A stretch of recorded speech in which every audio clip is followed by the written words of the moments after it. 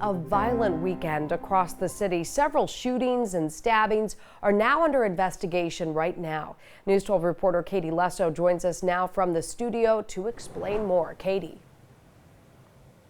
Yeah, and Christy, most of the violence this weekend was centered in Brooklyn. Right now, a stabbing in Williamsburg and a shooting in Brownsville are both under investigation. Both happened in the last few hours. The stabbing was on Graham Avenue near McKibben Street just before 5 a.m. Police say a man who's believed to be in his 30s was stabbed multiple times. He was taken to the hospital in serious condition. And in Brownsville, around 3:30 this morning, cops say a 33-year-old man was shot in the foot in front of 365 Sackman Street. He is expected to survive. No arrests have been made in either of those cases. But unfortunately, there were two deadly shootings yesterday. The first was near the corner of East 35th Street and Church Avenue in East Flatbush. Police say 45-year-old Donovan Davey was shot and killed. Now, that happened around 12:30 in the morning.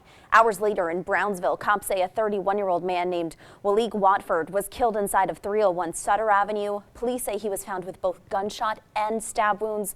That was around 10:40 yesterday morning. And meanwhile, on Saturday, cops say they got a 911 call about shots fired near Broadway and Lorimer Street. They say when they got on scene, there were 3 cars that they saw speeding off down the road. Well, police say shortly after they approached who they believe to be the drivers of those cars near the corner of Meeker and Vandervoort, the NYPD says the 2 officers asked the driver of a white Honda CR-V to turn off their engine, but instead they say the driver stepped on the gas and hit an NYPD officer who was standing in front of the car. We're told 2 of the officers fired their guns at the car as the driver took off. A short time later, police say a 21-year-old man who they believe was that driver showed up at the hospital with a bullet in his chest. Cops say they're still looking for that car as well as another car that was involved. Both the 21-year-old and the officer are expected to be okay.